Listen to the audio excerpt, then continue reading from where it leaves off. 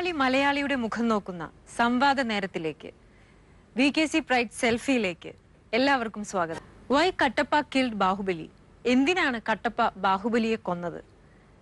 ലോകം മുഴുവൻ കാത്തിരുന്ന ഈ ചോദ്യത്തിന് വിരാമമിട്ടുകൊണ്ട് ബാഹുബലി 2 ദ കൺക്ലൂഷൻ ഇന്ത്യൻ സിനിമയുടെ അഭിമാനമായി 2000 കോടിയിലേക്ക് കുതിക്കുകയാണ്. ഭാരതത്തിലെ പ്രധാന ഭാഷകളിലേക്ക് മൊഴിമാറ്റം ചെയ്യപ്പെട്ട ഈ ബ്രഹ്മാണ്ഡ ചിത്രത്തിന്റെ മലയാളം പതിപ്പിലെ പിന്നണി പ്രവർത്തകരാണ് സെൽഫിയിൽ ഇന്ന് അതിഥികളായി എത്തിയിരിക്കുന്നത്. സെൽഫി ഇന്നിവിടെ ചർച്ച ചെയ്യുന്നത് മഹേഷ് മതിയും മലയാളവും. ഈ ചർച്ചയിൽ പങ്കെടുക്കാൻ എത്തിയിരിക്കുന്നവർ ദേവസേനയ്ക്ക് ശബ്ദം നൽകിയിരിക്കുന്ന ശ്രീജ രവി, പൽവാൽ ദേവന് ശബ്ദം നൽകിയ ശോഭി തിലകൻ,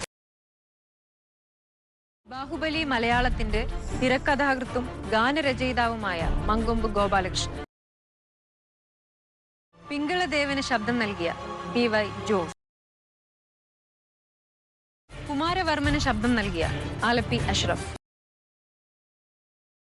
അമരേന്ദ്ര ബാഹുബലിയായും മഹേന്ദ്ര ബാഹുബലിയായും നമ്മെ വിസ്മയിപ്പിച്ച ശബ്ദതാരം അരുൺ, കട്ടപ്പയ്ക്ക് ശബ്ദം നൽകിയ പ്രവീൺ, രാജമാത ശിവഗാമിക്ക് ശബ്ദം നൽകിയ ദിവ്യ. നമുക്ക് ശ്രീ മങ്കൊമ്പ് ഗോപാലകൃഷ്ണൻ തന്നെ തുടങ്ങാം. ഇത്രയും വലിയൊരു ബ്രഹ്മാണ്ഡ ചിത്രമാണ് ബാഹുബലി 2 ദ കൺക്ലൂഷൻ. അതിന്റെ ഭാഗമാകാൻ കഴിഞ്ഞതിൽ അതിന്റെ ഒരു അനുഭവം ഒന്ന് ഷെയർ ചെയ്യാമോ സർ? അതിനു മുമ്പ് ഒന്ന് പറയാനുള്ളത്, മലയാള സിനിമയുടെ ചരിത്രത്തിൽ ഒരു വലിയ സംഭവമാണ് ബാഹുബലി. ഒരു ബ്രഹ്മാണ്ഡമായ പടം മലയാളത്തിൽ വന്നു എന്നതിനുപരി ഡബ്ബിംഗ് പടത്തിന് ഒരു വലിയ അംഗീകാരം കിട്ടിയിരിക്കുന്ന ഒരു ചരിത്രരേഖയാണ്. അതുപോലെ തന്നെ നിങ്ങളും ബാഹുബലിയും മലയാളവും എന്ന് പറഞ്ഞ ആ ടൈറ്റിൽ തന്നെ ഈ പടത്തിനോട് ഉള്ള ഒരു ആഭിമുഖ്യം പ്രകടമാകുന്നുണ്ട്. അതിനുള്ള നന്ദിയാണ് ആദ്യം എനിക്ക് പറയാനുള്ളത്. Thank you sir. നമുക്ക് സാധാരണ ഡബ്ബിംഗ് സിനിമകൾ കാണാറുണ്ട് എല്ലാവരും ഡബ്ബിംഗ് മൂവീസ്. പക്ഷേ ഈ ബാഹുബലി എന്ന് പറഞ്ഞ സിനിമയിൽ കുറേ കൂടി നമ്മൾ തിയേറ്ററിൽ പോയി, ഞാൻ തമിഴും മലയാളവും ഒക്കെ കണ്ടിട്ടുണ്ട്. അപ്പം മലയാളത്തിലും ലിപ് മൂവ്മെന്റും ഈ ഡയലോഗ്സും ഇത്ര വളരെ കൃത്യമായിട്ട് മലയാളത്തിൽ എഴുതുമ്പോൾ ബുദ്ധിമുട്ടാണെന്ന് കേട്ടിരിക്കുന്നത്. പക്ഷെ ഇത്രയും ഭംഗിയായിട്ട് എങ്ങനെ സിങ്ക് ആയി വന്നു? മഹത്തായ ഒരു പടം ചെയ്യുമ്പോൾ അതിനോട് നീതി പുലർത്തിക്കൊണ്ട് തന്നെ എല്ലാ അംശങ്ങളിലും അത് വരണമെന്നുണ്ടായിരുന്നു. അത് സനിഷ്കർഷം അത് പാലിക്കാൻ അങ്ങേയറ്റം ശ്രമിച്ചു. എൻ്റെ ടീമും എന്നോടൊപ്പം എല്ലാ ഡബ്ബിംഗ് ആർട്ടിസ്റ്റുകളും അതിന് മാക്സിമം സഹകരിച്ചു. അത് തന്നെയാണ്. വെല്ലുവിളികൾ എന്തെങ്കിലും? ധാരാളം വെല്ലുവിളികൾ ഉണ്ടായിട്ട്, വെല്ലുവിളി ഇതിൻ്റെ ബെറ്റർമെൻറ്റിനുള്ള വെല്ലുവിളികളാണ്. ഇതിനകത്ത് ചില ആർട്ടിസ്റ്റിനെ കിട്ടാനുള്ള, നമുക്ക് കഥാപാത്രത്തോട് പൊരുത്തപ്പെടുന്ന ആർട്ടിസ്റ്റിനെ കിട്ടണമല്ലോ. ഉദാഹരണം അഷ്റഫ് തന്നെ 2 പേരെ പരീക്ഷിച്ചതിന് ശേഷമാണ് നമുക്ക് തൃപ്തിയാകാതെയാണ് പിന്നെ ആലോചിച്ചപ്പോഴാണ് പെട്ടെന്ന് അഷ്റഫിൻ്റെ പേര് വരുന്നത്. അഷ്റഫിനെ കോണ്ടാക്ട് ചെയ്തു. അപ്പം അങ്ങനെ പല സന്ദർഭങ്ങളിലും നമുക്ക് തൃപ്തികരമായ ശബ്ദം കൊടുക്കുന്ന ആളെ കിട്ടായ പോരായ്മ വെല്ലുവിളികൾ ഉണ്ടായിട്ടുണ്ട്. പക്ഷെ അതിനൊക്കെ അതിജീവിക്കാൻ ദൈവം കഴിഞ്ഞു. അതെ. ശ്രീജ ചേച്ചിയാണ് ദേവസേനയ്ക്ക് ശബ്ദം കൊടുത്തത്. എന്തായിരുന്നു അനുഭവം ചെയ്തപ്പോൾ? അനുഭവം എന്ന് പറയാൻ എനിക്ക് ആദ്യം തന്നെ മങ്കൊമ്പ് സാറിനോട് നന്ദി പറയാനുള്ളത്. കാരണം ഫസ്റ്റ് പാർട്ടിൽ എനിക്ക് പങ്കെടുക്കാൻ പറ്റിയിരുന്നില്ല. ഈ ഒരു സെക്കൻഡ് പാർട്ടിലെങ്കിലും എനിക്ക് അതിനുള്ളൊരു അവസരം, അതും ദേവസേനയ്ക്ക് വേണ്ടി ഡബ് ചെയ്യിപ്പിച്ചതിൽ എനിക്ക് വളരെയധികം നന്ദിയുണ്ട്. എനിക്ക് സത്യം പറഞ്ഞാൽ പേടിയായിരുന്നു. കാരണം ഞാൻ യൂഷ്വലായിട്ട് ഈ അടിപൊളി പിള്ളേർ ഇങ്ങനെയൊക്കെയുള്ള കാഷ്വൽ ക്യാരക്ടേഴ്സല്ലേ ഞാൻ ഇതുവരെ ചെയ്തിട്ടുള്ളൂ. അപ്പോൾ ഇങ്ങനെയുള്ളൊരു ശക്തമായ ഒരു ക്യാരക്ടർ ചെയ്യാൻ എന്നെക്കൊണ്ട് പറ്റുമോ എന്നെനിക്ക് പേടിയായിരുന്നു. ഞാൻ സാറിനെ വിളിച്ച് ചോദിച്ചു, സാർ ഡയലോഗ് വായിക്കൊള്ളുന്ന വല്ലതായിരിക്കും, എനിക്ക് പറയാൻ പറ്റുമോ എന്നൊക്കെ ചോദിച്ച് ധൈര്യം അദ്ദേഹം തന്നതിന് ശേഷമാണ് ഞാൻ അതിന് പോകുന്നത് തന്നെ. അപ്പം അത് വളരെ നല്ല രീതിയിൽ തന്നെ എനിക്ക് ചെയ്യാൻ പറ്റി എന്ന് വിശ്വസിക്കുന്നു. അത് നമ്മളെ ഉറച്ച വിശ്വാസം കൊണ്ടാണ്. വേറെ പടങ്ങൾ മുമ്പ് ചെയ്യിച്ചുള്ളത് വിശ്വാസത്തിലാണ്. ആദ്യം ഡബ് ചെയ്തത് ഏതായിരുന്നു? അതിൽ ഏത് സീനായിരുന്നു? എല്ലാ ആൾക്കാരെയും വാളെടുത്തിട്ട് ഒരു ഫൈറ്റ് സീനൊക്കെ ഇല്ലേ, അത് കഴിഞ്ഞിട്ടുള്ള സീനായിരുന്നു. അതിന്റെ ഇൻട്രൊഡക്ഷൻ തന്നെ. രാജകുമാരിയുടെ ഇൻട്രൊഡക്ഷൻ. അതെ അതെ. ഇനി ശോഭി ചേട്ടനിലേക്ക്, റാണ ദഗുപടി ആ ക്യാരക്ടർ ബൽവാൽ ദേവൻ അല്ലേ? ആ ക്യാരക്ടർ ചെയ്തപ്പോൾ ശരിക്കും നമ്മള് മറ്റു ഭാഷയിലും കണ്ടിട്ടുണ്ട്, മലയാളത്തിലും കണ്ടിട്ടുണ്ട്. അപ്പൊ ഭയങ്കര ഭംഗിയായിട്ട് തന്നെ ആ വോയിസിന്റെ പ്രത്യേകത കൊണ്ടായിരിക്കാം. എന്താ ഫീൽ ചെയ്തത് അത് ചെയ്യുമ്പോ? അല്ല, ഇതിന്റെ ഫസ്റ്റ് പാർട്ടും ചെയ്യാനുള്ള ഭാഗ്യമുണ്ടായി. അതിന് ഇപ്പോൾ ശ്രീജിച്ച് പറഞ്ഞ പോലെ മങ്കൊമ്പ് സാറിനോടാണ് നന്ദി പറയേണ്ടത്. ഞാൻ ഒരുപാട് ഡബ്ബിംഗ് സിനിമകൾ ചെയ്തിട്ടുണ്ട്, അതും ബ്രഹ്മാണ്ഡ സിനിമകൾ, അരുന്ധതി പോലെയുള്ള അല്ലെങ്കിൽ ഈച്ച പോലെയുള്ള സിനിമകൾ ചെയ്തിട്ടുണ്ട്. അപ്പോൾ ഈ സംവിധായകൻ്റെ രാജമൗലി എന്ന് പറയുന്ന ഈ ബ്രഹ്മാണ്ഡ സിനിമയുടെ സംവിധായകൻ്റെ സിനിമ തന്നെയാണ് ഈച്ചയും. അപ്പോൾ അങ്ങനെ ചെയ്തുള്ള എക്സ്പീരിയൻസ് ഉണ്ട്. പക്ഷേ റാണയ്ക്ക് ചെയ്തപ്പോൾ എന്തോ ഒരു ഭീമാകാരനായ മനുഷ്യൻ, ഒരു ഭയങ്കര മസിലൊക്കെ ഉള്ളൊരു മനുഷ്യൻ. അപ്പോൾ ആ മസിലുള്ള മനുഷ്യനെ ഡബ് ചെയ്യുക, ഇങ്ങനൊരു അത് ആദ്യം ഫസ്റ്റ് പാർട്ട് ചെയ്യുമ്പോൾ നമ്മൾ ഇങ്ങനൊരു ഇത്രമാത്രം ഹിറ്റാകും അല്ലെങ്കിൽ ഇത്ര ഒരു കോളിളക്കം ഉണ്ടാക്കുമെന്നൊന്നും നമ്മൾ വിചാരിച്ചില്ല. പക്ഷേ അത് ചെയ്യാൻ പറ്റി.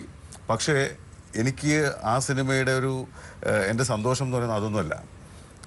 2 വർഷത്തോളം ജനങ്ങൾ ഒരു ചോദ്യത്തിൻ്റെ ഉത്തരത്തിന് വേണ്ടി കാത്തിരിക്കുക. ആ ചോദ്യം 2 മാസമായിട്ട് ഇനി ഈ സിനിമയ്ക്ക് എത്ര രൂപ കളക്ട് ചെയ്യുമെന്ന് അറിയില്ല. ഇപ്പൊ ഏകദേശം 1800 കോടി കഴിഞ്ഞെന്ന് തോന്നുന്നു. ഓരോ ദിവസം ചെല്ലുന്തോറും ഞങ്ങളുടെ തലയിൽ 2 മാസമായിട്ട് ഞങ്ങൾ തലയിൽ സൂക്ഷിച്ചു വെച്ച ആ രഹസ്യത്തിന് വില കൂടിക്കൊണ്ടിരിക്കുക. അപ്പോ ഞങ്ങളെപ്പോലെ നിസ്സാരരായ ഈ മനുഷ്യർ 2000 കോടി രൂപയൊക്കെ, അത്രയും കോടി രൂപയുടെ ഒരു രഹസ്യം തലയിൽ സൂക്ഷിച്ച്, ഞാൻ എൻ്റെ സ്വന്തം ഭാര്യയോട് പോലും ഇതിന്റെ സസ്പെൻസ് പറഞ്ഞിട്ടില്ല. അല്ലെങ്കിൽ എന്തിന് കട്ടപ്പ ബാഹുബലിയെ കൊന്നു എന്നുള്ള കാര്യം പല മേഖലകളിലും നമ്മൾ ചോദ്യമുണ്ടായിട്ടും നമ്മൾ പുറത്ത് പറയാതെ, നമ്മുടെ വർക്കിനോടുള്ള എത്തിക്സ് വെച്ചിട്ട് നമ്മൾ പറയാതിരുന്നു. അപ്പോൾ അതിൻ്റെ ഒരു ത്രില്ല്, അതാണ് ഞാൻ ഈ സിനിമയിൽ, ഈ ബാഹുബലി എന്ന സിനിമയിൽ നിന്ന് ഞാൻ അനുഭവിക്കുന്നത്. ഒരുപാട് പേര് ചോദിച്ചു, ഒരുപാട് പക്ഷെ ഒരു കാര്യം ആരും പറഞ്ഞില്ല. അതിനകത്ത് ഏറ്റവും വലിയ സന്തോഷം എന്ന് ഞാൻ പറയുന്നത്, ഈ സിനിമ റിലീസായി 28-ാം തീയതി റിലീസായി ഇതിന് ശേഷം ഈ റിലീസായ ദിവസം കണ്ടവരുണ്ട്, പിന്നെ കാണാത്തവർ ഒരുപാട് പേരുണ്ട്. പക്ഷെ ഇതുവരെ ഒരു സോഷ്യൽ മീഡിയയിലും ഇതിന്റെ സസ്പെൻസ് പൊളിച്ചുകൊണ്ട് ആരും ഒരു ട്രോൾ ഇട്ടിട്ടില്ലെന്നുള്ളത്. അത് ഞാൻ ഈ സോഷ്യൽ മീഡിയയുടെ ആൾക്കാരോട് സത്യം പറഞ്ഞ് നന്ദി പറയണം. കാരണം അത്രമാത്രം ഞങ്ങളെ പോലെ തന്നെ, അല്ലെങ്കിൽ ഇതിന്റെ അണിയറ പ്രവർത്തകർ എല്ലാവരെയും പോലെ തന്നെ പ്രേക്ഷകരും അല്ലെങ്കിൽ ജനങ്ങളും നമ്മളോട് സഹകരിച്ചു എന്നുള്ളതാണ്. സാധാരണ ഡബ് ചെയ്യുമ്പോൾ ശോഭിച്ചേട്ടന്റെ സൗണ്ടാണ്, ശോഭി തിലകന്റെ വോയിസ് ആണ് എന്ന് നമുക്ക് റെക്കഗ്നൈസ് ചെയ്യാൻ പറ്റാറുണ്ട് സാധാരണ. ഈ സിനിമ കാണുമ്പോൾ നമ്മൾ അങ്ങനെ വേറിട്ട് നമുക്ക് കാണാൻ പറ്റില്ല. ആ ക്യാരക്ടർ വ്യത്യാസപ്പെടുത്തിയിട്ടുണ്ടോ? ഇല്ല, വ്യത്യാസപ്പെടുത്തിയല്ല. അത് ആ കഥാപാത്രത്തിന്റെ പ്രത്യേകതയാണ്. പിന്നെ ആ സംഭാഷണവും അതുപോലെ അത് പറയുന്നതിന്റെ സ്വഭാവവും വേറിട്ട് നിൽക്കണം. മറ്റ് പടങ്ങളിൽ വന്ന ശബ്ദത്തിൽ നിന്ന് നേരിട്ട് നിൽക്കണം എന്നുള്ള അതൊന്നൊരു പിടിവാശിയായിരുന്നു മങ്കൊമ്പ് സാറിനും അവിടെ ഇരുന്നിരുന്ന ബാക്കി ആളുകൾക്കെല്ലാം. ഉഗ്രനായി എന്തായാലും അതിലൊരു ഒന്ന് പറയാമോ, ഏതെങ്കിലും ഇഷ്ടമുള്ള ഡയലോഗ്?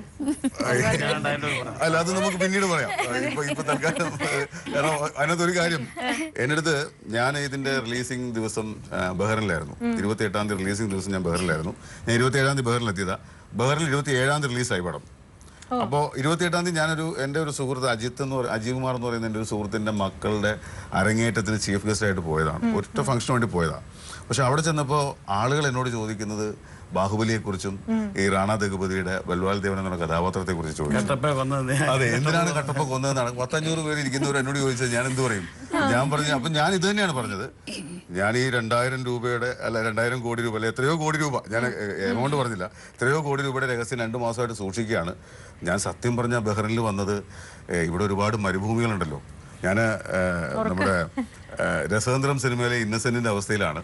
അപ്പൊ ഒരുപാട് മരുഭൂമിയുണ്ട്. ആ മരുഭൂമിയിൽ വന്ന് ഇതൊന്ന് വിളിച്ചു പറയാം, ആരോടെങ്കിലും പറഞ്ഞില്ലെങ്കിൽ ഭയങ്കര ഒരു വീർകൂട്ടിലല്ലേ, അപ്പൊ ഒന്ന് വിളിച്ചു പറയാം എന്ന് വിചാരിച്ചാ വന്നത്. പക്ഷെ ഞാൻ ഇവിടെ ഇറങ്ങിയപ്പോൾ കംപ്ലീറ്റ് മലയാളികളാ. അപ്പൊ ഞാൻ ഏതെങ്കിലും മരുഭൂമി പോയി പറഞ്ഞാല് മലയാളികൾ കേട്ടിട്ട് ഞാൻ സസ്പെൻസ് വെളിയിലാക്കി എന്ന് പറഞ്ഞു കഴിഞ്ഞാൽ അത് പ്രശ്നമല്ലേ എന്ന് വിചാരിച്ചിട്ട് ഞാൻ പറഞ്ഞു. അങ്ങനെയൊക്കെയാണ് ഞാൻ അവിടെ പറഞ്ഞത്. പക്ഷേ ഞാൻ ആ ഒരു ഫംഗ്ഷൻ അറ്റൻഡ് ചെയ്തപ്പോൾ ഈ ഒരു കാര്യം പറഞ്ഞതുകൊണ്ട് ഞാൻ ബഹ്റിനിൽ നിന്ന് 2 ദിവസത്തേക്ക് പോയി. ഞാൻ 4 ദിവസം അവിടെ നിൽക്കേണ്ടി വന്നു. ഏകദേശം 15ഓളം ഫംഗ്ഷൻ അറ്റൻഡ് ചെയ്തു. എന്നിട്ടാണ് തിരിച്ചു വന്നത്. അപ്പൊ ആ ബാഹുബലി എന്ന് പറയുന്ന സിനിമയുടെ ഇമ്പാക്ട് അത്രയുണ്ട്. അപ്പൊ ഇതിന്റെ ഡയലോഗ്സ് ഒക്കെ നമുക്ക് പിന്നീട് പറയാം. കാരണം എന്റെ ഡയലോഗ് പറഞ്ഞാൽ അന്ന് പറഞ്ഞു, പക്ഷെ ഇപ്പൊ കുഴപ്പമില്ലെന്ന് തോന്നുന്നു അല്ലേ സാർ? ഇപ്പൊ പറയുന്നത് കുഴപ്പമില്ല. കാരണം അന്ന് പറഞ്ഞിരുന്നെങ്കിൽ ഇതിന്റെ സസ്പെൻസിലേക്കുള്ള ലീഡാകും എന്നുള്ളത് കൊണ്ട് പറയാതിരുന്നതാണ്. അപ്പൊ ഇത് നമുക്ക് ചർച്ച പുരോഗമിക്കുമ്പോൾ പറയാം. ശരി. നാസറിന്റെ ക്യാരക്ടറിന് ആണ് ജോസേട്ടൻ കൊടുത്തത്. പിങ്കളദേവൻ അല്ലേ ക്യാരക്ടർ? എന്ത് അല്ലേ? എന്തായിരുന്നു അനുഭവം അത് ചെയ്യുമ്പോ?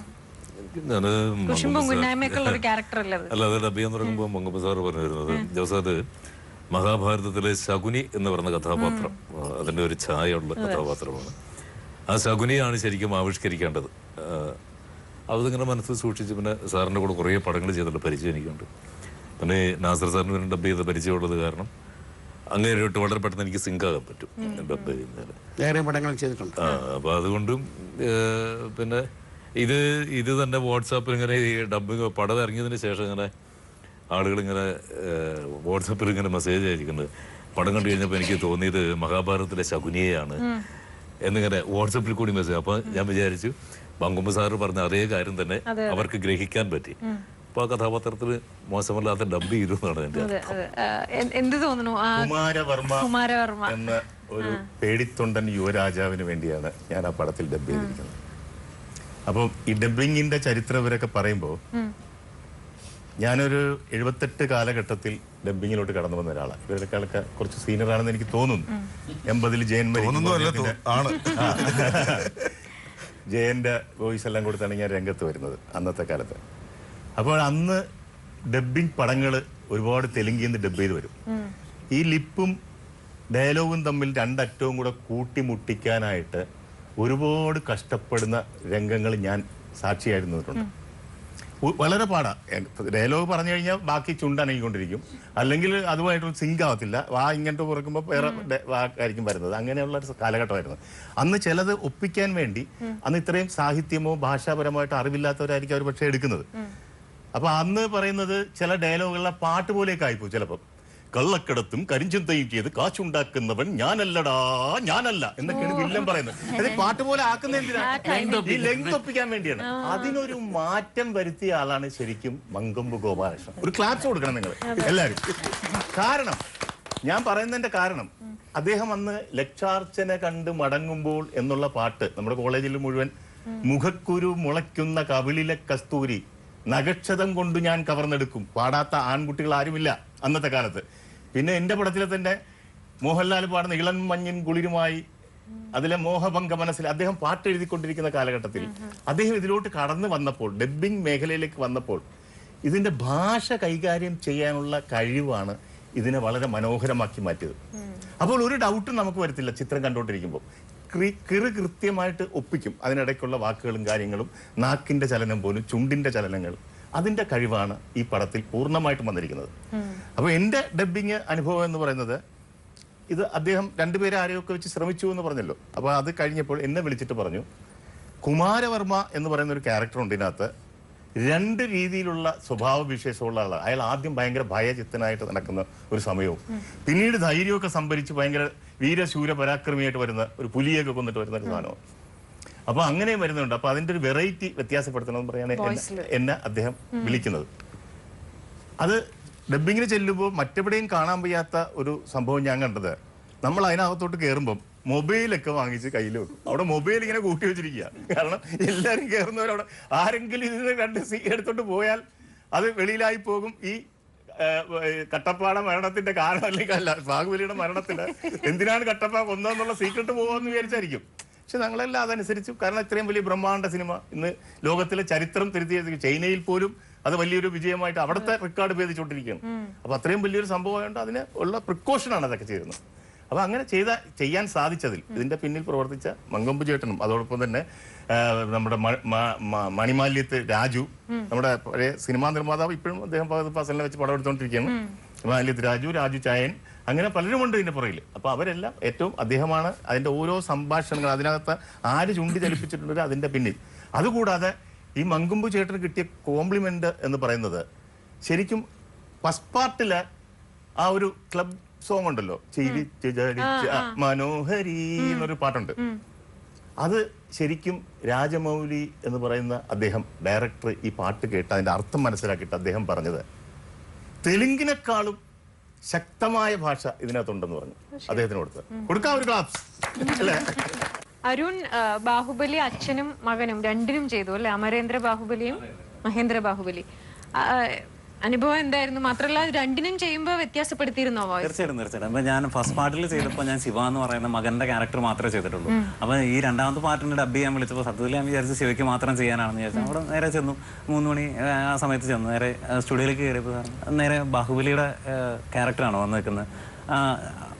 അവിടെ നിന്ന് എന്നെ വിളിച്ചു പോകും അതേ എന്ന് ചോദിക്കുന്ന ഡയലോഗ്.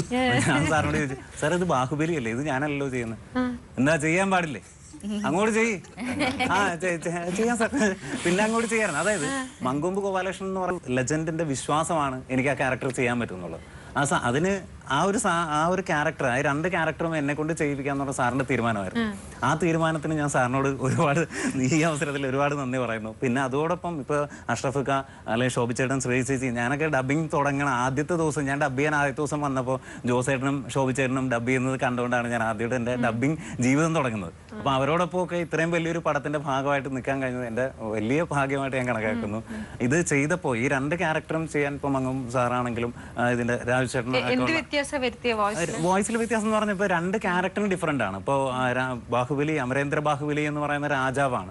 അദ്ദേഹം ഒരു രാജഭരണകാലത്ത് രാജശിക്ഷണത്തിൽ ജീവിച്ചു വന്ന ഒരു ക്യാരക്ടറാണ്. മറ്റേ മകൻ എന്ന് പറയുന്നത് ട്രൈബൽ ഏരിയയിൽ ജീവിച്ച് അവിടെ നിന്ന് വരുന്ന ഒരു ക്യാരക്ടറാണ്. അപ്പൊ അത് ഒരു സ്വഭാവത്തിലുള്ള വ്യത്യാസം സാറ് വളരെ കൃത്യമായിട്ട് എക്സിക്യൂട്ട് ചെയ്യുകയും നമ്മളെ കൊണ്ട് അത് അങ്ങനെയല്ല, അത് ഇങ്ങനെ തന്നെ ചെയ്യണം എന്ന് നിർബന്ധമായിട്ട് നമ്മളെ കൊണ്ട് ചെയ്യിപ്പിക്കുകയും ചെയ്തു.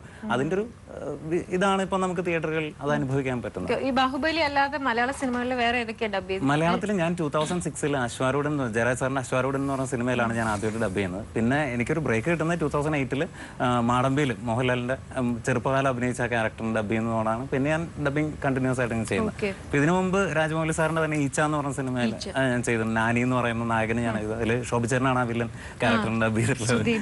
അതെ അതെ. തിരിച്ചറിയുന്നുണ്ടോ അങ്ങനെ ആളുകൾക്ക്? ഇപ്പൊ തിരിച്ചറിയുന്നുണ്ട്. ഇങ്ങനെ ഇന്റർവ്യൂസ് ഇതൊക്കെ ആയിട്ട് ജീവിതത്തിലെ ഒരു വലിയൊരു ഭാഗ്യമാണ് ഇത്തരം വലിയൊരു സിനിമയുടെ.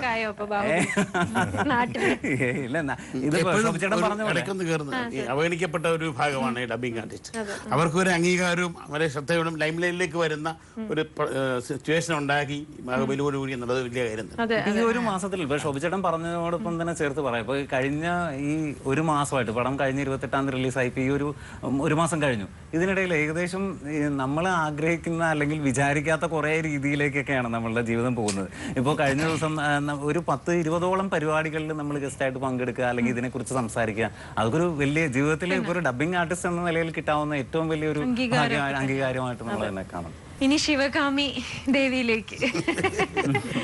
ദിവ്യ, എനിക്കത് ആ സിനിമയിലൊരു ഭയങ്കര പ്രത്യേക ക്യാരക്ടറാണ് ശിവകാമിയുടെ. ഭയങ്കര ഒരു പ്രൗഢമായിട്ടുള്ള ഒരു ലുക്കും ആ ഒരു സിനിമ തുടങ്ങുന്നത് ദിവ്യയുടെ ഒരു മഹാറാണിയുടെ ഗാംഭീര്യമൊക്കെ വേണം. അതെ അതെ അതെ, അത് ഭയങ്കര രസമായിട്ട് തന്നെ മലയാളത്തിൽ അത് ദിവ്യ ചെയ്തു. Thank you. ക്രെഡിറ്റ് സാറിനും കൂടി ഉണ്ട്. സാറിനും കൂടെ അല്ല, സാറിന് മാത്രമാണ്.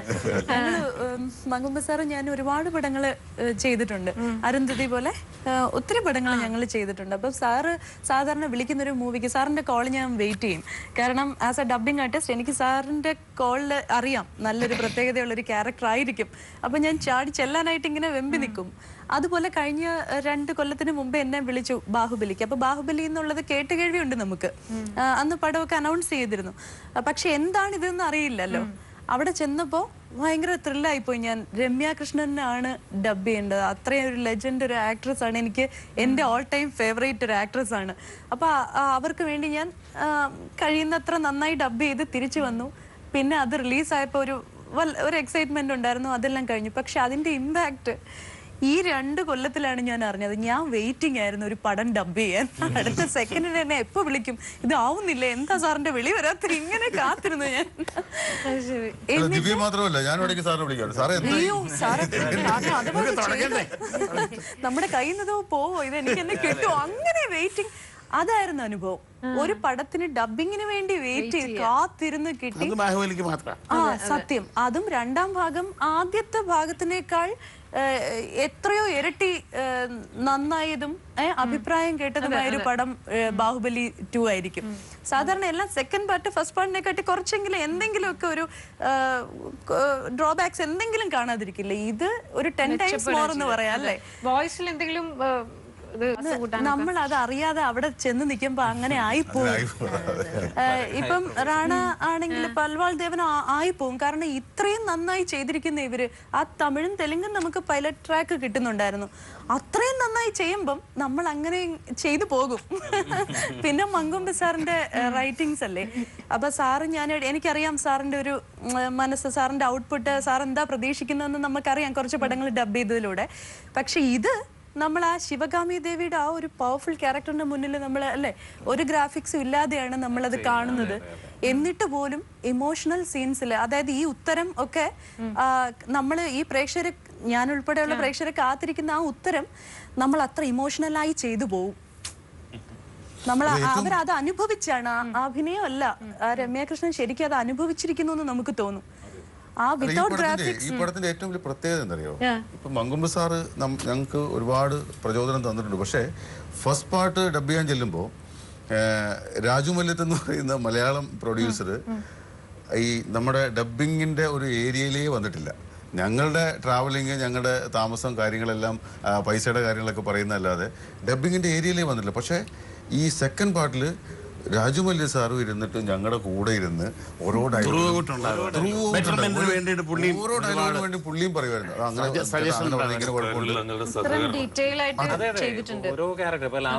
ഈ പാട്ടുകൾ നന്നാകുന്നതിൽ പോലും പുള്ളിക്ക് ഇന്നലെ കൊണ്ട് പാടിക്കണമെന്നുള്ളതിൽ കുറച്ചുകൂടെ നിഷ്കർഷ അദ്ദേഹത്തുണ്ട്. ആ ഗുണം ഇതിന്റെ പാട്ടുകൾ കൊണ്ടുതന്നെ. അടുത്തത് കട്ടപ്പ. എന്തായിരുന്നു അനുഭവം? എനിക്ക് വളരെ, അതായത് വൈ കട്ടപ്പ കിൽഡ് ബാഹുബലി, അതാണ് എല്ലാവരെയും പോലെ തന്നെ ആൾക്കാർ ചോദിച്ചുകൊണ്ടത് ചോദ്യമായിരുന്നു ഹൈദരാബാദിൽ പോകുമ്പോൾ തൊട്ട് തന്നെ. അപ്പോൾ ഈ പറഞ്ഞ പോലെ അഷ്റഫൊക്കെ പറഞ്ഞ പോലെ മൊബൈലൊക്കെ മാറ്റി വെച്ചിട്ട് ഒരു പ്രത്യേക ഒരു അന്തരീക്ഷം ഞങ്ങളവിടെ സൃഷ്ടിക്കായിരുന്നു. എനിക്ക് വേറെ ഒന്നും ആലോചിക്കാതെ ഈ സിനിമയ്ക്ക് വേണ്ടി.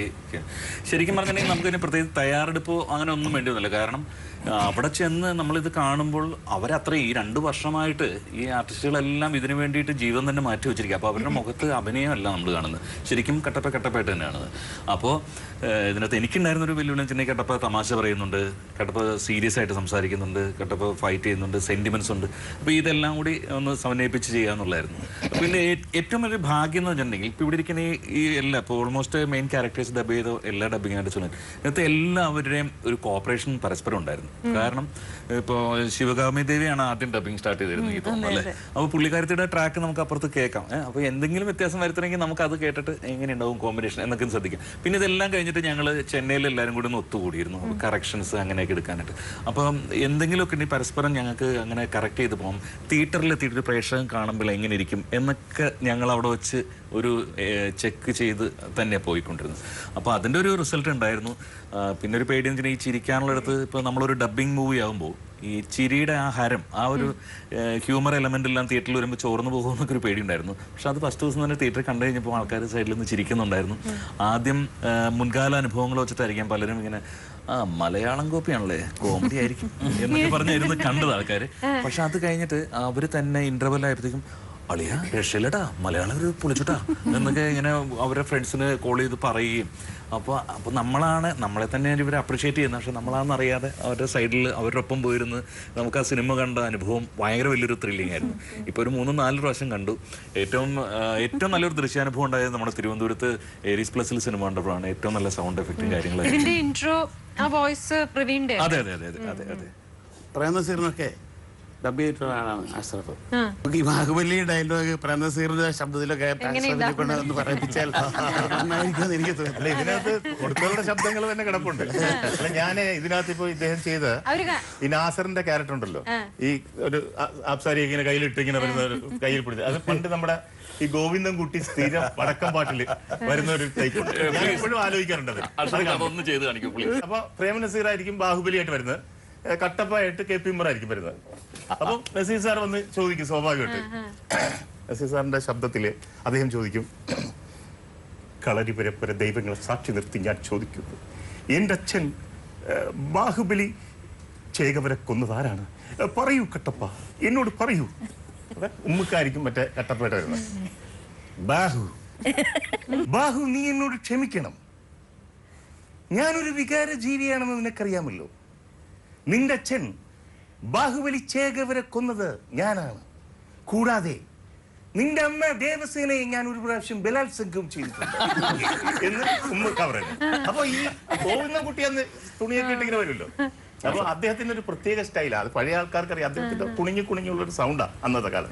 അതെല്ലാ വടക്കം പാട്ടിലും അദ്ദേഹം ഉണ്ടാവും.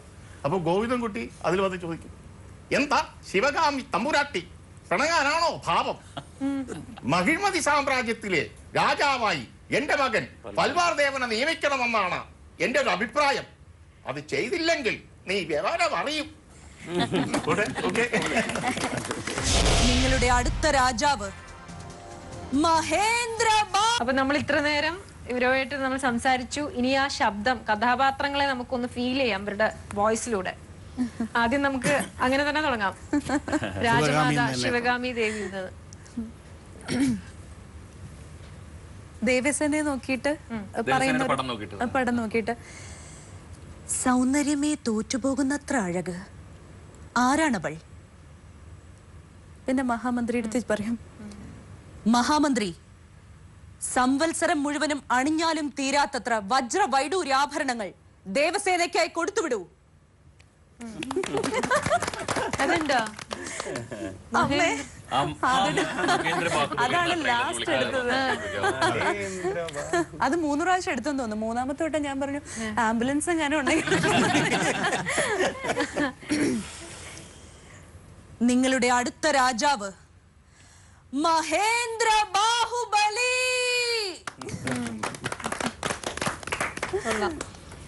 ഇനി നമുക്ക് ആരിലേക്ക് വരണം? ശിവഗാമി ശരിക്കും ബാഹുബലിനെ ഇൻട്രൊഡ്യൂസ് ചെയ്യുന്ന ഒരു ഇതുണ്ട്. ബാഹുബലി ആരാണെന്ന് അറിയാതെ ദേവസേനയുടെ കൊട്ടാരത്തിലേക്ക് ചെന്നിട്ടുള്ളത്. മകിഴ്മതിയുടെ ഭാവി രാജാവ്, രാജമാതാ ശിവഗാമി ദേവിയുടെ പ്രിയ പുത്രൻ, പ്രപഞ്ചത്തിലെ അജയരായ കാലകേയരെ വധിച്ച വീരാതിവീരൻ അമരേന്ദ്ര ബാഹുബലി.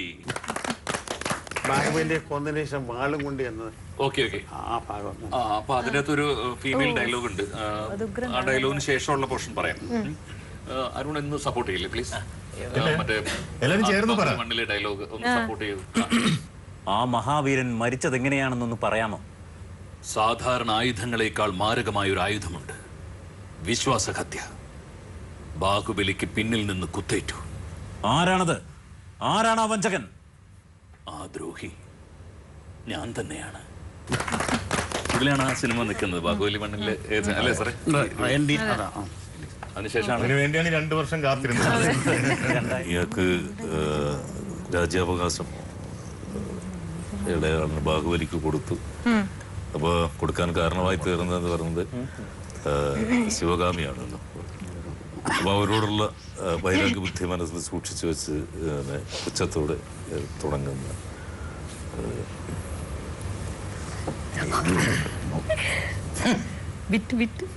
രാജമാത ശിവഗാമി. അല്ല, എന്നെങ്കിലും നിനക്ക് നിന്റെ അമ്മയെ കൊല്ലണമെന്ന് തോന്നിയിട്ടുണ്ടോ? ഞാൻ തുടിച്ചു. പെറ്റ് വീടപ്പം നിനക്ക് മാത്രം കിട്ടേണ്ട മുലപ്പാല് അവനും കൂടെ കൊടുത്തില്ലേ? അപ്പോഴാ അവിടെ ആദ്യമായിട്ട് കൊല്ലണമെന്ന് എനിക്ക് തോന്നിയത്. അല്ല, നമുക്ക് അവിടെ അങ്ങ് കൊന്നു കളഞ്ഞാലോ?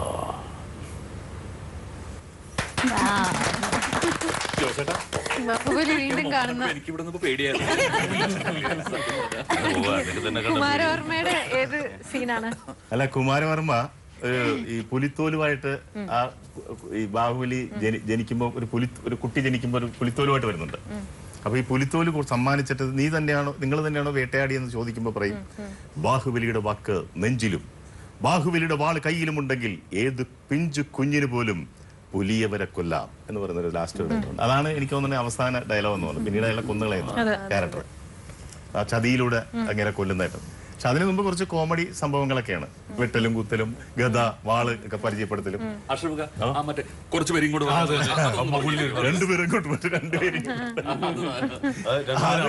അത് നേരത്തെ നിങ്ങളൊക്കെ പറഞ്ഞ പോലെ ആ സീക്വൻസ് കണ്ടങ്ങനെ അറിയാതെ വന്നുപോയ സംഭവം.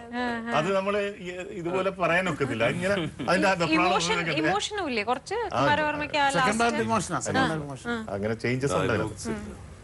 അതാണ് എനിക്ക് തോന്നുന്നത് ആദ്യമായിട്ട് അതാണ് എടുത്തത് അല്ലേ? അപ്പൊ അത് വളരെ സന്തോഷമായിട്ട് ആ 2 പേര് അങ്ങോട്ട് പോട്ടെ, 2 പേര് മേലെ കയറി ഏതാണ്ട് ഒളിച്ചിരുന്നിട്ട് ഒരു ഭീരുവിന്റെ ഭാവങ്ങളൊക്കെ അതിനകത്ത് വരും. അപ്പൊ എന്തായാലും അത് ചെയ്യാൻ പറ്റിയത് വലിയൊരു ഭാഗ്യമാണ്. ഇവര് പറഞ്ഞ പോലെ വലിയൊരു ഇവർക്കൊക്കെ നേരത്തെ അറിയാമെങ്കിലും ഞാനിത് പെട്ടെന്ന് യാദൃശ്യമായിട്ട് വന്ന് പെട്ട ഒരാളാണ് അതിനകത്ത്. ഒരു ദിവസം കൊണ്ട് വരുന്നു, വിളിക്കുന്നു, തലേ ദിവസം വിളിക്കുന്നു, പിറ്റേ ദിവസം ചെല്ലുന്നു, ഒരു പ്രതീക്ഷയില്ലാതെ വരുന്ന ആളാണ്. അതിന്റെ കൂടെ ഒരു കുറവുണ്ടായിരുന്നു. അപ്പൊ റെഡിയായ ബൽവാൽ ദേവൻ? ഇത് ഇതിനകത്ത് നമ്മുടെ ദേവസേനയുടെ വയസ്സായതിനു ശേഷം അത് തിരിച്ചു വരുന്നത്, മകൻ ബാഹുബലി പ്രതികാരം ചെയ്യാൻ വരുമ്പോ ഒരു തലയും കൊണ്ട് വരുന്നില്ലേ? ആരുടെ തലയാണ്? ബൽവാൽദേവന്റെ മകന്റെ തല. അപ്പൊ ആ ശിരസ് വന്ന് കയ്യിൽ വീണിട്ട് അയാളുടെ ഒരു ഡയലോഗുണ്ട്, ഈ ബൽവാൽദേവന്റെ ഒരു ഡയലോഗ്. അവിടെയാണ് തോന്നുന്നു യുദ്ധത്തിന്റെ ആഹ്വാനം നടന്നത് അല്ലേ? ഓർമ്മ കിട്ടുമെന്നുള്ളതാണ് പേടി.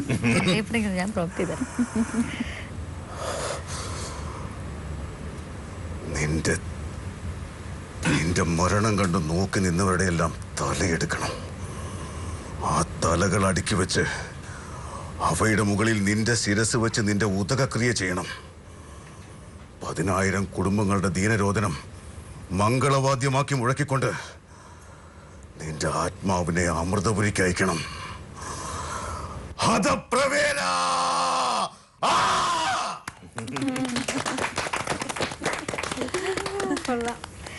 കേട്ടിട്ടിപ്പോ ഇതെല്ലാം കേട്ടിട്ടിപ്പോ എനിക്കിപ്പോ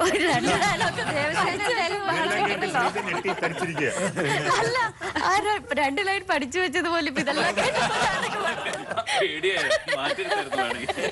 ഇല്ല, കുഴപ്പമില്ല, ധൈര്യമായിട്ട് പറഞ്ഞു. നിങ്ങളും നിങ്ങളുടെ രാജമാതയും മാത്രമാണോ, അതോ നിങ്ങളുടെ മകിഴ്മതി മുഴുവനും എങ്ങനെയാണോ?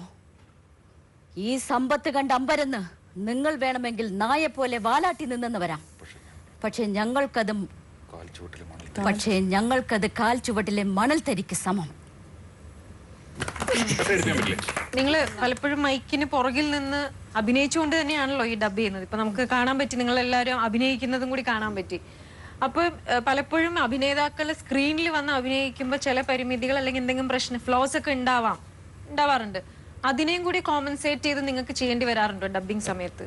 തീർച്ചയായിട്ടും അങ്ങനെ അനുഭവങ്ങൾ ഉണ്ടായിട്ടുണ്ട്. അല്ല, തീർച്ചയായിട്ടും അത് ഡബിങ് ചെയ്യുമ്പോൾ അങ്ങനെ വേണം ചെയ്യാനായിട്ട്. കാരണം നമ്മള് ഇപ്പോൾ ഡബിങ് ആർട്ടിസ്റ്റിന്റെ ഒരു ഏറ്റവും വലിയ ഒരു ലിമിറ്റേഷൻ എന്ന് പറയുന്നത്, ആർട്ടിസ്റ്റുകളെ സംബന്ധിച്ച് ആർട്ടിസ്റ്റുകൾക്ക് പെർഫോം ചെയ്യാൻ കുറേ ഏരിയ ഉണ്ട്. അവർക്ക് ഓടി നടന്നൊക്കെ ഡയലോഗ് പറയാം. പക്ഷെ നമ്മൾക്ക് ഈ ഒരു അകലത്തിന് അപ്പുറത്തേക്ക് പോകാൻ പറ്റില്ല. ഈ മൈക്കിന്റെ മുമ്പിൽ ഈ അകലത്തിൽ നിന്ന് വേണം ഇതെല്ലാം ചെയ്യാനായിട്ട്. അപ്പോൾ അവരവിടെ ഇവൻ അഭിനയിച്ച സമയത്ത് ഒന്ന് ഉഴപ്പിപ്പോയിട്ടുള്ള സ്ഥലങ്ങൾ പോലും നമ്മൾ നേരെ ചൊവ്വേ ഡബ് ചെയ്താലേ അത് ആ ക്യാരക്ടർ ലിഫ്റ്റ് ആവുക. നമ്മളെ ചില ഡബിങ്ങിന് വിളിക്കുന്നതേ അങ്ങനെയാ. ആർട്ടിസ്റ്റ് ഒന്നും ചെയ്തിട്ടില്ല, അവരുടെ ഫേസിൽ ഒന്നുമില്ല, ചെയ്തെടുത്തോളേ എന്ന് പറയും. ഒരുപാട് ചരിത്രങ്ങൾ മലയാളത്തിലില്ലേ, ഒരുപാട്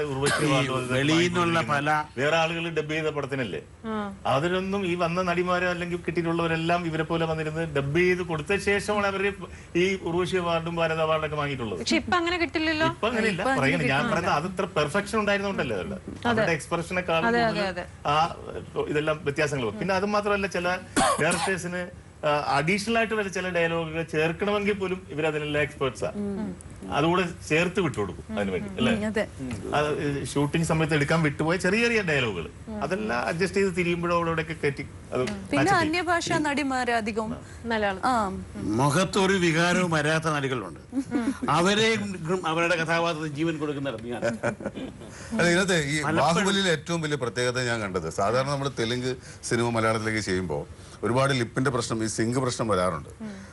കാരണം ഇപ്പൊ നമ്മുടെ മലയാളത്തിൽ ഇല്ല എന്ന് പറയുന്നതിന് തെലുങ്കിൽ കാതു എന്നാ പറയുന്നത്. ഇപ്പൊ കാതു എന്ന് പറയുന്ന ലിപ്പിൽ നമുക്ക് ഇല്ല എന്ന് പറയാൻ പറ്റൂല, എന്തായാലും ലിപ്പടിക്കും.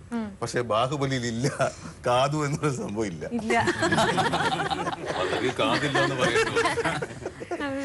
അതുപോലെ ദ്രോഹി എന്ന് വിളിച്ചേക്കണത് കറക്റ്റ് മലയാളത്തിൽ എനിക്കൊരു തെലുങ്കിലും ദ്രോഹി തന്നെയാണ്. അതെ, അല്ല, എനിക്ക് തോന്നുന്നത് രാജമൗലി സാർ എന്തുദ്ദേശിച്ചോ തമിഴിലും തെലുങ്കിലും അതുപോലെ മലയാളത്തില് സാറിന്റെ മനസ്സിൽ എന്ത് ഔട്ട്പുട്ട് ഉണ്ടായിരുന്നോ അത് മങ്കൊമ്പ് സാർ കൊടുത്തു എന്നുള്ളതാണ് എനിക്ക് തോന്നുന്നത്. അങ്ങനെയാണ്. അതുപോലെ അഭിപ്രായം പറഞ്ഞു തമിഴിലെ പറഞ്ഞെന്ന് പറഞ്ഞു, നിങ്ങൾ മലയാളം കണ്ട് പഠിക്കുന്നു പറഞ്ഞു. അവർ ചെയ്തിരിക്കുന്നു ചില സിനിമകളിൽ അസോസിയേറ്റ് ഡയറക്ടേഴ്സിന്റെ അടുത്ത് അവർ നിർദ്ദേശം കൊടുത്തതാ. എക്സാമ്പിൾ കാണിച്ചു കൊടുത്ത മലയാളം ഡബിങ്ങാണ് അദ്ദേഹം. ഏത് സിനിമ അതും പ്രവീൺ ചെയ്ത തമിഴിലും മറ്റേ ടൈം ഡബ് ചെയ്യുന്നുണ്ടല്ലോ, തമിഴ് ഓഡിയൻസിന് വേണ്ടി. അപ്പൊ അവിടെ ചെയ്തുകൊണ്ടിരിക്കുമ്പം എന്തോ മിസ്റ്റേക്ക് വന്നപ്പോ വഴക്ക് പറഞ്ഞ കൂട്ടത്തിൽ പറഞ്ഞു നിങ്ങൾ പോയി മലയാളം കണ്ടു പഠിക്കുക, അവർ ചെയ്യുന്ന കണ്ടു. എനിക്കതിലും മെച്ചപ്പെട്ട ഒരു അനുഭവം എന്ന് വെച്ചാല് ഇത് ചെയ്തുകൊണ്ടിരിക്കുമ്പോൾ സത്യം പറഞ്ഞ നേരിയ ഭയം ഡബ് ചെയ്യാൻ ചെല്ലുന്ന സമയത്തുണ്ടായിരുന്നു. ബാഹുബലി സെക്കൻഡ് പാർട്ടാണ്. അത് മാത്രമല്ല അതിങ്ങനെ ഇത്തരം വലിയൊരു വൈഡ് ആയിട്ടുള്ള രീതിയിലാണ് ചെയ്യണത്. മൊബൈൽ ഫോൺ വാങ്ങിച്ചു വെക്കുന്നു, അപ്പൊ ഇത്രയും ദൂരെ എന്ന് ഇത് ഡബ് ചെയ്യാൻ ചെല്ലേണ്ടി വരുന്നു. ഓടിച്ചെന്ന് ആദ്യത്തെ അരമണിക്കൂർ നേരത്തെ ഈ ഫ്രസ്ട്രേഷൻ ഉണ്ടായിരുന്നുള്ളൂ. അതിനുശേഷം വളരെ സ്മൂത്തായിട്ട് പോയിരുന്നു. കാരണം അങ്ങേരു നാടക പ്രവർത്തകൻ ആണ് എന്ന് അടുത്ത കാലത്തായിരുന്നു നാസർ സാറ്. അപ്പൊ നാസർ സാറിന്റെ ഒരു താളം മങ്കൊമ്പ് സാറിന് അറിയാം. അപ്പൊ ആ താളം ഏകദേശം എനിക്കറിയാം. പക്ഷെ ഇങ്ങനെയാണെങ്കിൽ പോലും ഒരു ഡയലോഗ് ചെയ്ത സമയത്ത് അതിന്റെ അസോസിയേറ്റ് ഡയറക്ടർ അവിടെ ഉണ്ടായിരുന്ന ആളെ വിളിച്ചു പറഞ്ഞു, എനിക്ക് ഡബിങ് മേഖല കിട്ടിയ ഏറ്റവും നല്ല അവാർഡ് നാസർക്കും മേലെ. നന്നായിട്ട് ഈ ഇതിന്റെ ട്രെയിലർ ചെയ്യും ആരോടാ ചെയ്തത്. ഇത് ചെയ്യാൻ ചുമതലപ്പെടുത്തിയിരുന്നത് തമിഴിലെ അസിസ്റ്റന്റ് ഡയറക്ടർ, തെലുങ്കിലെയും അസിസ്റ്റന്റ് രാജമൗലി. ഈ തമിഴ് ഈ ട്രെയിലർ കേൾപ്പിച്ചു, മലയാളം ഇടയ്ക്ക് സാറ് ഇതുകൂടെ ഒന്ന് കേട്ടു. മലയാളം പ്രവീൺ ചെയ്ത വോയിസ് കേൾപ്പിച്ചപ്പോൾ രാജമൗലി പറഞ്ഞു, ഒരു കാര്യം ചെയ്യും, ഈ മലയാളം കേട്ടിട്ട് അതുപോലെ ചെയ്യാൻ പറ്റും. അംഗീകാരമാണ്. നോർമലി പടങ്ങൾ ഡബ് ചെയ്ത് വരുമ്പോ തമിഴ് തെലുങ്കൊക്കെ മലയാളത്തിലേക്ക് വരുമ്പോ നമ്മുടെ ഭാഷയ്ക്ക് കുറച്ച് ഫ്ലെക്സിബിലിറ്റിയുടെ പ്രശ്നം ഉണ്ടല്ലോ. മറ്റേത് കുറെ കൂടി പോയറ്റിക് ആണ് തമിഴൊക്കെ. അപ്പം ഇപ്പൊ 5 ദശകങ്ങളായി സർ ഇത് ചെയ്യുന്നു മലയാളത്തിലേക്ക്. എന്തൊക്കെ വെല്ലുവിളികളാണ് ഇതിൽ നേരിട്ടിരിക്കുന്നത്? പ്രത്യേകിച്ച് ഇപ്പൊ ഇതിന് ഇത്രയും സമയം എടുത്തു അല്ലെങ്കിൽ ഇത്രയും ഡീറ്റെയിലേക്ക് പോയി. സാധാരണ നമ്മൾ ഇത്രയ്ക്കും ഒരു ഫോക്കസ് കൊടുക്കാറുണ്ടോ ഓരോ മൂവിക്കും? ഇല്ല, സാധാരണഗതിയിൽ ഇല്ല. പക്ഷെ ചില പ്രത്യേക പടങ്ങൾക്ക് ഇത് കൊടുക്കാറുണ്ട്. പിന്നെ മലയാളത്തിനും മറ്റു ഭാഷകളുമായിട്ട് നോക്കുമ്പോൾ ഒരുപാട് പരിമിതികളുണ്ട്. ഒന്നാമത് വൊക്കാബുലറി, ഭാഷയിൽ പദങ്ങൾ കുറവ്. നമുക്ക് പദങ്ങൾ വളരെ കുറവ്. ഇപ്പോൾ സ്നേഹമെന്നുള്ള വാക്കിന് പോലും പ്രേമം, രാഗം ഇത്രയും ഉള്ളൂ, പ്രണയം ഇത്രയേ ഉള്ളൂ. തമിഴിലും തെലുങ്കിലും ഒക്കെ ഒരുപാട് വാക്കുകളുണ്ട്. വേറെ ഉദാഹരണം പറയാം, ഭർത്താവിനെ വിളിക്കാൻ നമുക്ക് വാക്കില്ല. ചേട്ടൻ, പിള്ളേരുടെ അച്ഛൻ, അതിയാൻ, ഇങ്ങനെയൊക്കെ വാക്കുള്ളൂ. അല്ലെ ആര്യപുത്രൻ എന്ന് പറയണം, അത് ഏക്കോ പഴയ.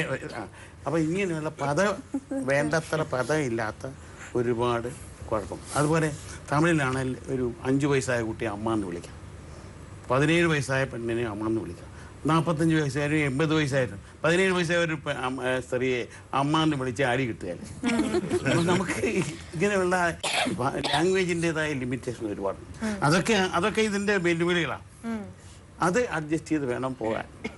ലാംഗ്വേജിൽ പദങ്ങൾ കുറവാണ്. പിന്നെ അതുപോലെ തന്നെ അവരുടെ ആക്ഷനും നമ്മുടെ ഇപ്പൊ അവരാണ് എന്ന പെണ്ണ് പുറങ്കെ എന്ന് പറഞ്ഞിട്ട് നമ്മൾ അപ്പോൾ ചില ഇപ്പോൾ ഒരു നോൺ പ്രൊഫഷണൽ ആയിട്ടുള്ള ഒരു ഡബിങ് ടീമാണ് ഡബിങ്, നീ ഇവിടെ പോകുന്നു അല്ലെങ്കിൽ നീ എന്ത് ചെയ്യും എന്ന് പറഞ്ഞ് ഡബ് ചെയ്ത് വെക്കുമ്പോഴാണ് അത് അരോചകമായി മാറുന്നത്. അതിന് ആ ആക്ഷൻ സിംഗിന് അനുസരിച്ചുള്ള സാധനങ്ങൾ ഞങ്ങൾ ഒരു കൂട്ടായ ചർച്ചയിലൂടെ ഞങ്ങൾ അത് മാറ്റി എടുക്കാൻ.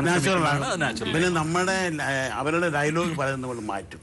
നമ്മുടെ നേറ്റിവിറ്റിക്ക് അനുസരിച്ച് ഉള്ള ഡയലോഗ്, നമ്മുടെ ജനങ്ങൾക്ക് പിടിക്കുന്ന നമ്പറുകൾ ഒക്കെ അതിനകത്ത് വരുത്താൻ ശ്രമിക്കാം. അത് ഒന്ന്, നമ്മളെപ്പോഴും ഇത് ടേബിൾ വർക്കായിട്ടല്ല ചെയ്യുന്നത്. ഡബിങ് ഒരു നോവൽ ഇംഗ്ലീഷിൽ നിന്നും മേശപ്പുറത്ത് വെച്ചിട്ട് അതിൻ്റെ ആശയം മലയാളത്തിൽ ട്രാൻസ്ലേറ്റ് ചെയ്യുന്ന പോലെ അല്ല ഡബിങ്. അവിടെയാണ് ടേബിൾ വർക്ക് വരുന്നത്. ഇത് നമ്മൾ പിക്ചർ തിയേറ്ററിൽ കണ്ടിട്ട് അപ്പം അതിൻ്റെ മീറ്റർ അനുസരിച്ച് ഡയലോഗ് പറഞ്ഞു കൊടുത്ത് റെക്കോർഡ് ചെയ്യും. ഇപ്പൊ ഈ റീജിയണൽ ഡയലക്ട് തമിഴിലൊക്കെ ഇല്ലേ, ലോക്കൽ ആയിട്ടുള്ള തമിഴ്, പലതരം തമിഴുകളൊക്കെ ഉണ്ട്. അപ്പൊ അതൊക്കെ ഇതുപോലെ തന്നെ അതുപോലെ അതിന് തക്കതായ മാറ്റങ്ങൾ നമ്മുടെ നേറ്റിവിറ്റിക്ക് തക്കതായ മാറ്റങ്ങളോടുകൂടി കൊടുക്കും. അങ്ങനെ പലപ്പോഴും നമ്മുടെ തിരുവനന്തപുരം ലാംഗ്വേജ് ഡബ് ചെയ്യും, തൃശ്ശൂർ ഭാഷ ഡബ് ചെയ്യും, കൊച്ചിൻ ഭാഷ ഡബ് ചെയ്യും. ഇങ്ങനെയൊക്കെ അവർ ചെയ്തതിന് പകരം നമ്മുടെ നേറ്റിവിറ്റി ചെയ്യിക്കാറ്. അങ്ങനെ കേൾക്കാറുണ്ട്. അപ്പൊ നമ്മൾ വിചാരിക്കാനത് എന്താ തൃശ്ശൂർ ഭാഷ, അത് ഇങ്ങനെ തന്നെയാണ്. പിന്നെ ഒരു വെറൈറ്റി ആയിക്കോട്ടെ എന്ന് വിചാരിക്കും. എനിക്ക് തോന്നുന്നു ഇതാണ് ഏറ്റവും കൂടുതൽ ഭാഷയിൽ ഡബ് ചെയ്ത ഒരു പടമാണെന്ന് തോന്നുന്നു. ഫോറിൻ ലാംഗ്വേജിലേക്കൊക്കെ പോയിട്ടുണ്ട്. ചൈനീസിൽ ഇപ്പോൾ യൂട്യൂബിൽ കിടപ്പുണ്ട്. 1500 കോടി.